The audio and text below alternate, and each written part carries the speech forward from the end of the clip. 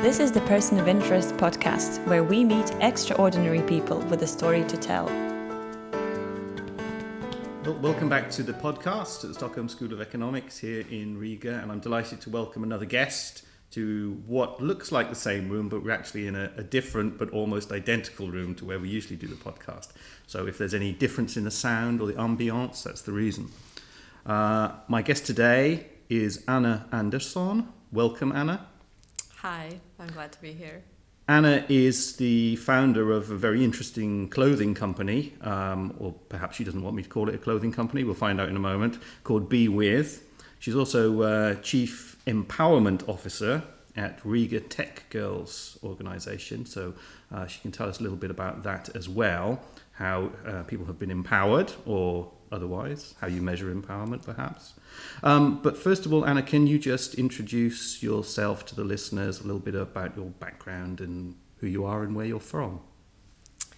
Okay, thank you. Hi, I'm Anna. And my background, well, I actually studied here at SSE Riga. And so that was where my kind of conscious life began. And I actually always thought that I would be an entrepreneur. So at SSE, I was specializing in entrepreneurship. But I didn't know what to build. Kind of that was my question. Because I know there are these entrepreneurs, there's the so-called entrepreneur gene and people who want to be entrepreneurs, and I very much doubt there's a gene. Yeah, I doubt there's a gene, but there is a kind of theory. I think they'd like to think there's a gene. Yeah, but then so there are these people who just do entrepreneurship for the sake of entrepreneurship, and I'm not one of those people.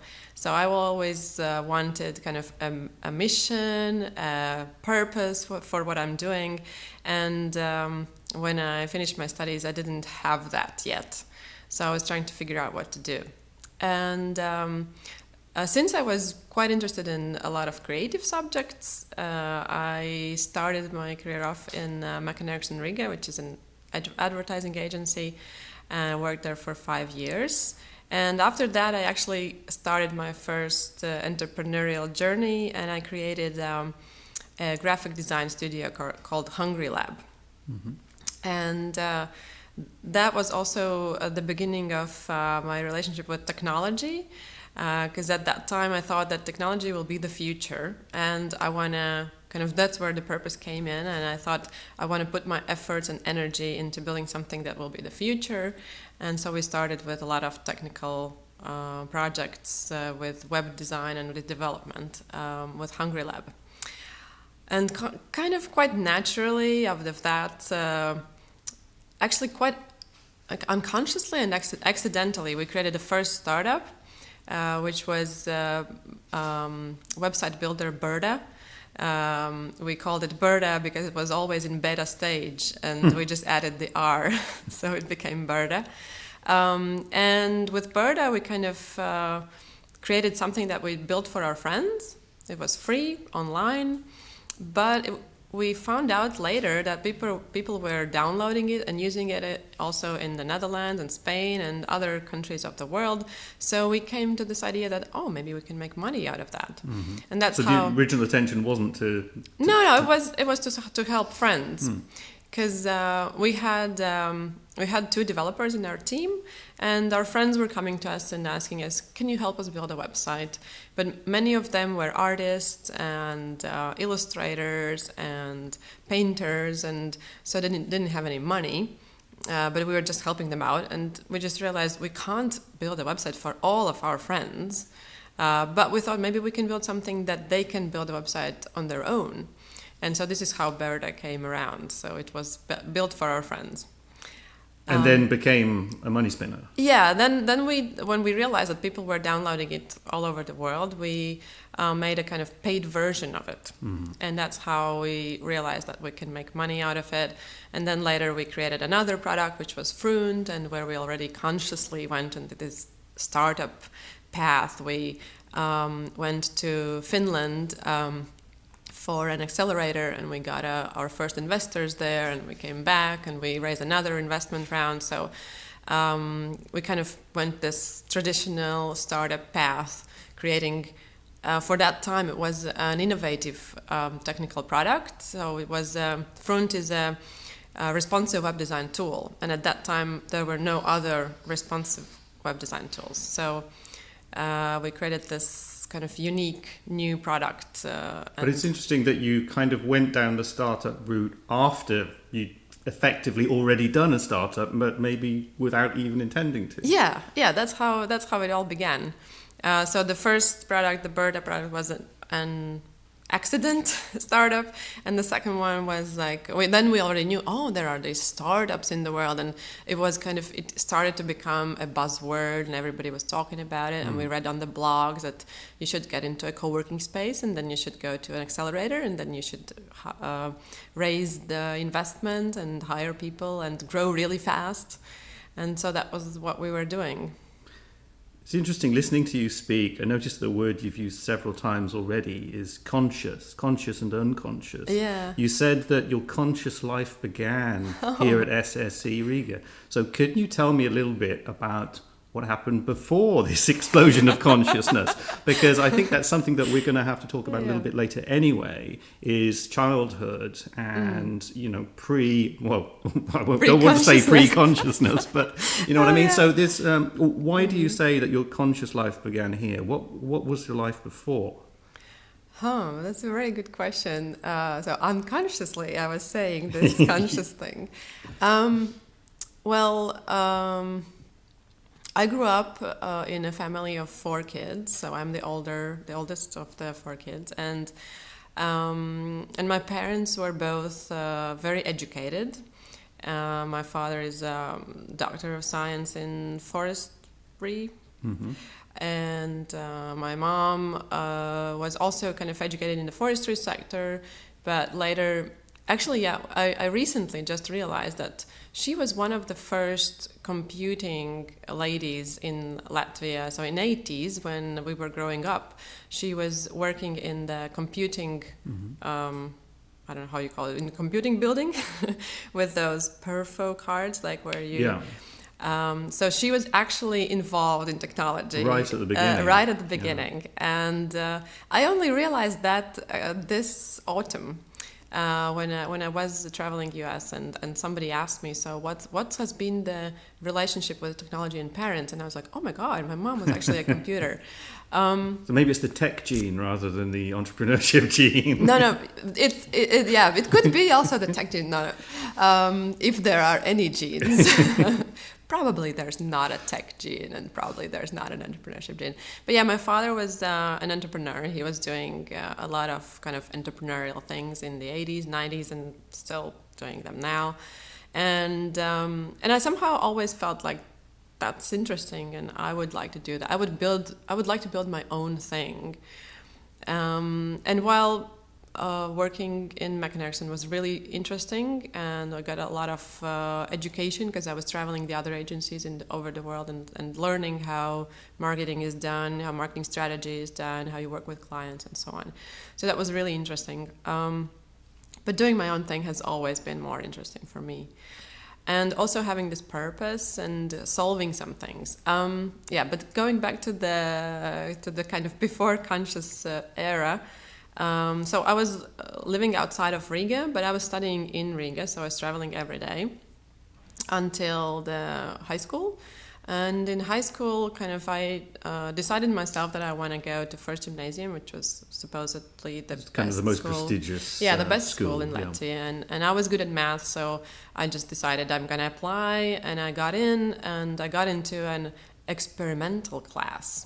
So we were the first class that got 2 higher education, not higher, is it higher? No, like secondary educations? Mm-hmm. Yeah, 2 secondary education diplomas here because we were studying both the Latvian program and the International Baccalaureate program. And in math there, was it very male dominated? Because sometimes Latvia is an exception in this case. I'm just curious to know if... It is still quite dominated. So we were, in my class, we were 10 girls and 20 boys. Okay. So it was 2 to 1. I'm not sure about the general statistics. I know that, so in fraternity there are 6 parallel classes, and one of them was the language class, which had a majority of girls. But I think all the other classes were a majority of boys. Okay. That's my memory somehow. But I didn't feel like it was in any way affecting... You weren't like the only girl sitting in the corner and... No, you know, never. yeah, And yeah. I would never feel any, like, I don't know, there were no threats, so I would never feel like the girls were somehow disadvantaged. Or not encouraged or anything. But I think I've been quite lucky because I've heard that other girls have had a different experience. So yeah, but not in my life. My dad always believed I could do anything I dreamt of. My mom was always like this example of how you can do anything in the world. And actually, she was famous for... She was actually quoted in the 80s or 70s. I don't remember. There was like this newspaper cutout that I had, where she got the first place in USSR orienteering championship.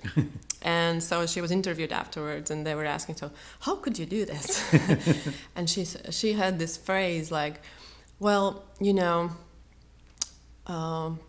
Yeah, so in Latvian, the people is like men, right? So, so no, not like men, but in the other way around. So basically, what she said, that people can do a lot of things, but women can do more. Okay. So that was kind of her phrase, and I always felt like there is no limits, or I can do anything. And getting a question which is perhaps relevant to what we're going to get on talking to about with Be With, was there a lot of physical contact in the family? Do you have memories of hugs? I actually came to realize this only after I created Be With, that I have been very lucky with 2 people in my family. It was my father and my grandfather, who were both very kind of physically connected. I was connected with them, and they were connecting with the people around them. So, and my dad was still like that. So when we meet, there's always a hug, and when we sit next to each other, so there is always this physical contact. And he's very much this physical contact person. And my mom, on the other hand, is completely different. So she's very, actually, like anti-physical contact person, and that might be one of the reasons why they divorced. But I also never thought about it that way. But only when I created this and I started reading all these researches, and I came to realize that this is super important, and I realized I'm not actually hugging my mom. Like when we meet with my sister and my mom, I hug my sister and I'm not hugging my mom. Why? And so I started consciously doing that, and I realized that over time it becomes more natural. So at first there are some people with whom you're used to do that, and some people with whom you're not used to do that. But if you realize that actually that is really good for your body and for the other person's health and well-being and emotional wellness and whatever, so then you kind of start working on it, just like going to the gym or doing push-ups. You start to do that, and then it comes more naturally. And that's what that suggests, that maybe then you start off on your personal relationship one-on-one, and then it becomes like a familial thing. You're trying to kind of grow it in the family, and then maybe from the family then you can tackle the rest of society. Or I think that what you hope to achieve with Be With? Because maybe we should just take a little pause and you can explain exactly what the thinking behind Be With is, because it's quite an interesting concept. Mm-hmm. So the thinking behind Be With is that basically I call it clothing for hugs, but it's actually more like clothing for touches, because it has this secret passage where you can put your hand through and touch the wearer's skin, which is the main kind of goal. Because of course you can hug without special clothing. You don't need clothing to hug, but it comes from my idea of basically. So I realized that there is this Harvard research on human happiness that states that basically there is one thing that is important in building a happy life, and that is your closest relationships. So that's number one. Number two, so one of the closest relationships we have is with our spouse or the life partner. And so my kind of goal was to build this long-term relationship that you can be happy in. And my parents got divorced when I was 8. I've gone through all that, and it has affected me, of course. And I grew this dream that I want to build a family that would last till we're old and cranky and, can gather our grandkids under the same roof. And even though I had this motivation within me, after a couple of years in the marriage, we also got to a crisis point. And I realized, okay, it's actually quite difficult. Like building this lifelong relationship is pretty difficult. And so I read about that, a lot of research, and what I found was that daily physical contact is very important for building this long-term, happy, trustworthy relationship. Because when we touch, when we have this physical contact, there is this oxytocin hormone that is released in our bodies, and that's responsible for the closeness feeling and the trust between people. And if we don't have that, if we don't have this physical contact daily, it just kind of drops in the levels in our bodies, and we naturally start feeling different things, like urges to meet other people or interest in another person, or just, not having the trust for the partner. And since we all have these super busy lives with multiple responsibilities, like I have 2 daughters, I was building the startup, and my husband was also in a startup, so we had very little time to connect. And this naturally happens. And if we forget to hug and build this physical contact, it can be very risky for the relationship. So my goal with Be With was actually to create something that would seamlessly remind us of hugging and touching each other on a daily basis, and also create this space for that, because when other people are around us, we sometimes don't feel so comfortable to express our feelings with a touch. But if it's like a secret pocket where you can do that and nobody knows, then that's how you can kind of still do it anytime and any place. It's interesting, even on the train coming in here this morning, Latvians don't necessarily have a reputation as being very touchy-feely. No. But in the carriage, there was, I think, a Finnish family in one corner, and they were a lot louder than anyone else in the carriage. Yeah. We're just sitting here like this. But they had a couple of young kids, and they were kind of crawling all over the place, and it was, you could sense a certain uneasiness amongst some of the other passengers that these people were. Even to an extent, I sort of felt it myself. And then when I analysed it, I realised, well, they are the ones who are behaving naturally, actually, and we're all behaving rather unnaturally and sort of sitting here in our own compartments. So, what is the problem? You mentioned about forgetting to hug people, but is it that, or is it the case that our sort of societal norms tell us that after a certain period of time, or in certain circumstances, or maybe when someone reaches a certain age, then the hugging stops, and that it is something which is just left for kids and babies, where it seems to be more acceptable than sometimes even hugging your wife or something? Yeah, I think, and here I would like to talk again about the conscious and unconscious, because I think we're not saying that out loud consciously, that you shouldn't hug your wife in public.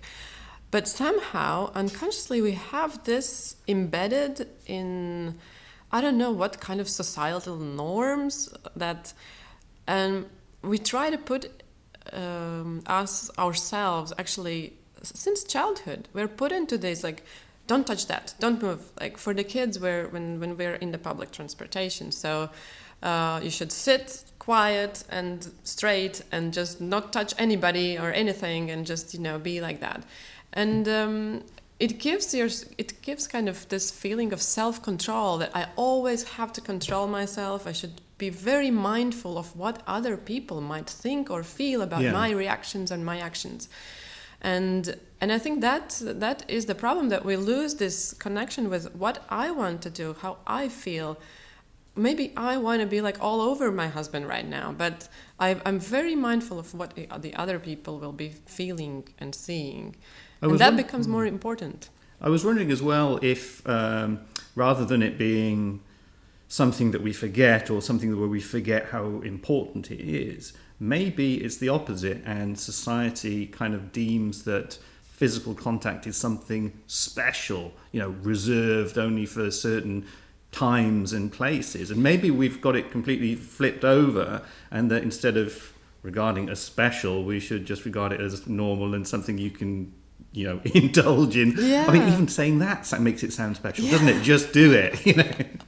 Yeah, I think you're right about that. That kind of it's reserved for the bedroom, and you're not supposed to do it otherwise. But I think that maybe the forgetting word is a bad kind of description of it, because actually we never knew how important hugging and physical contact is. We kind of hear about it when we talk about babies. So babies, they should be cradled, they should be breastfed, because then there's this connection. But then... and actually, even with probably the studies which get cited most often, I think, is like old people and their cats or something, like stroking the cat. So we acknowledge that then, that can help their mental well-being or their sense of, belonging. But we don't extend it into the human sphere. Exactly, and this actually the case with the older generation, with the old people, and especially those who become who lose their spouse or life partner. There is an epidemic of loneliness, and it is actually killing people. The loneliness feeling, and it comes from deprivation of touch, because when we grow up, we're not supposed to hug our moms and dads and the grandkids. So it's sometimes with some people it still works, so the grandkids, they are open to hugging the grandparents, but these societal norms, they've put us in these boxes, and I think that even kind of is more painful for me to know that there are a lot of these people who are very touch deprived, and the pets can solve this. So there's also research on that actually, if some people say that they love their dog as their family, it's true, because they have this connection with the dog, and they hug them. And probably actually have physical contact with a dog, maybe more than some family members. Yeah, exactly. And so this is very true, that we get this oxytocin floating also when we touch the pets, and there are a lot of things actually we can do. And that is how somehow society accepts that we can hug and pet the dog, even a strange dog. Yes. We can see on the street and I love this dog, and I can just get down and pet it. And that's fine. But if I would get down and, I don't know, pet a human being, that would be really weird. Well, that leads us on to something that we kind of have to cover, is we are in the sort of Me Too age. There are a lot of unspoken rules or fears regarding physical contact. If I was to come over there and just out of the blue hug you now, that would be a little bit weird. I always, when I see those guys walking around with free hug signs, I always find them a little bit creepy.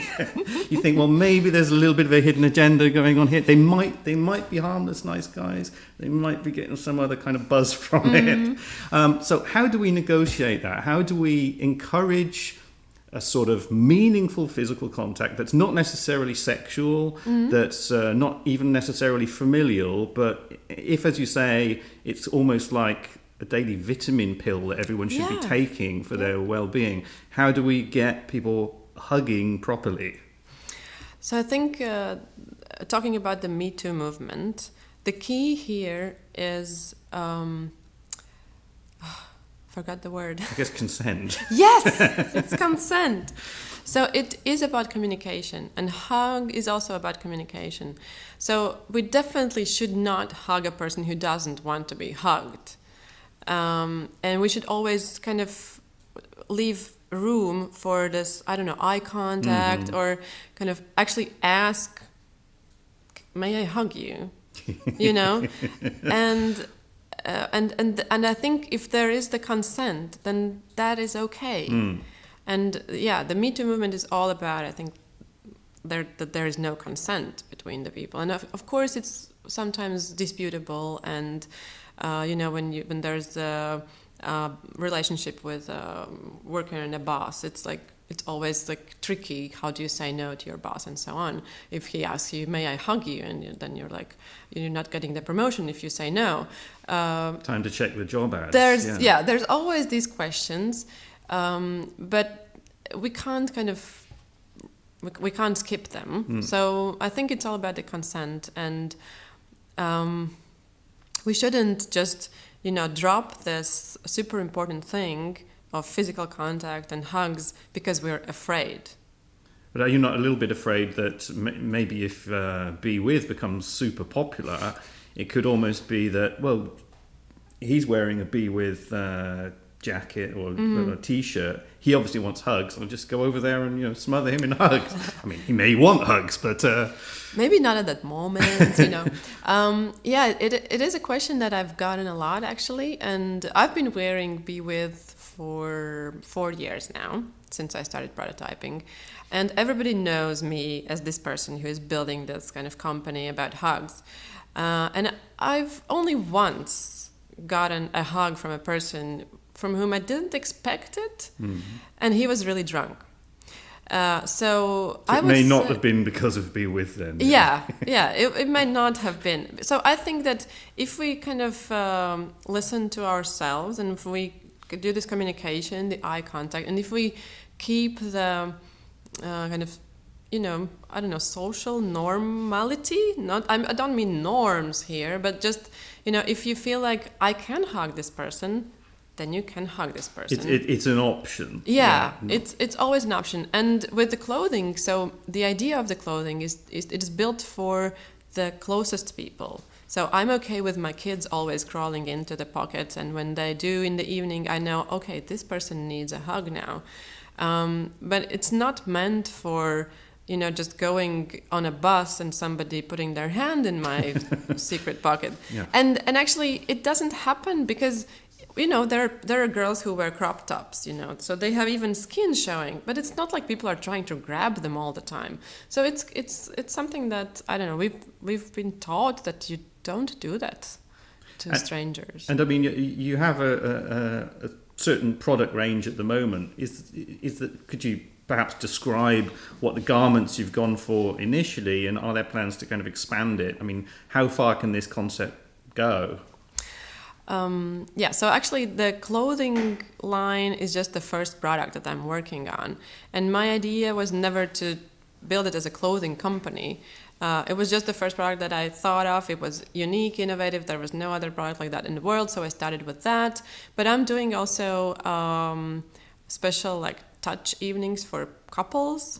And now I'm also starting another kind of movement with not just touch evenings, but also different kind of experiential evenings for couples, and not just couples, just for the people talking about this physical awareness of our body and how it can affect our relationships.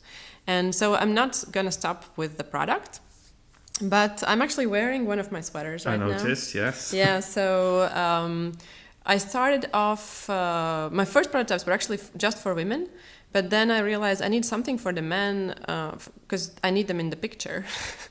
and so I just made a sweater and a t-shirt for the men. And the male sweater became the second bestseller. So the male products have become a big part of the product range as well. So I have dresses and sweaters, winter dresses, summer dresses, t-shirts. This summer I also launched sweaters for kids because there was just people were asking for it. So I'm always looking at the results and the statistics and what's moving well and what's not so well. So I'm adjusting to that. But I'm working on these other services that are connected with relationships, couples, and touch and hugs. And that I will be working more on. it struck me that they make very good presents. Because in a way, if you give one of these touch-friendly products, it's a way of saying either, I'd like to hug you a bit more, or maybe you want to hug me a bit more. So you're kind of sending a bit of a message with this selection of a hug-friendly product, I think. Yeah, you definitely are, and it also really works well for the newlyweds. So it's like a wedding present, and in that way, kind of the gift giver is saying that I know you're gonna be in this for long, so you should do the touches and hugs. And maybe, it's a little bit of a lightweight question to kind of finish off with, but are there any tips you can give us as to how to hug properly, or how do you give a good hug?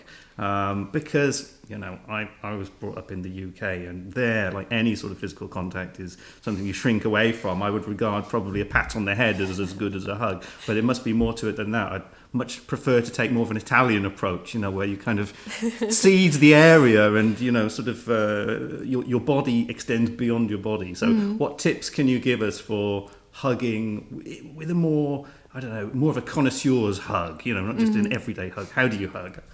Okay, so actually one thing I want to kind of give as an advice is to just think about it and do it consciously every day. So you can do it when you in the morning when you're like separating and each going your own ways, with the kids, with the husband, wife, with your girlfriend, boyfriend, and also when you meet in the evening. So those will be at least 2 hugs a day. But actually we need at least 4 to survive. That's what the research says. 8 to feel good, and 12 to develop. So if you want your brain to develop and your physical body to develop well, 12 hugs a day is what you need. So I have 2 daughters and a husband, so each of them 4 hugs, that would make my day. And the good thing is that it always goes both ways, the hug. But if we talk about the quality of the hug, then it's estimated that 20 seconds is like really good length for a hug. And I know it's very strange in the beginning if you're not used to that. It seems long, but you can train for that. And another thing that I would suggest is that you try to do this experiment and try to find the perfect hug pose, because it can be quite uncomfortable. Your head can go weird, and like some people are taller. Relative heights and so on. So you can just take the time and find this pose which would be most convenient. Your signature hug. A signature hug, and with each person it would be a bit different. And try not to be very tight or so just find your signature hug and do it for count till 20. Try that. At first it might feel weird, but in the 10th time you try that, it will be fine. Don't let them hear you counting to 20. You can actually count together. You can try to count your breath together. You can try to feel the heart, because when you press your hearts together, you can feel your heart and the other person's heart. It's a really magical feeling, and you're definitely in the moment there with your special person, and it does so much good for you and for the other person as well. Well, Anna Andersone, that's a very good way to finish it with, but I can't really leave the interview without some sort of physical contact, so if we could at least shake hands. Yes. Thank you for joining me today. It was very interesting to talk to you. Thank you. Thank you for listening. This podcast was produced by SSE Riga. If you'd like to learn more about the topic, visit the open course schedule at SSE Riga Executive Education. For more podcasts, find us on Spotify, iTunes, or the platform of your choice. Remember, share this episode with your friends and colleagues.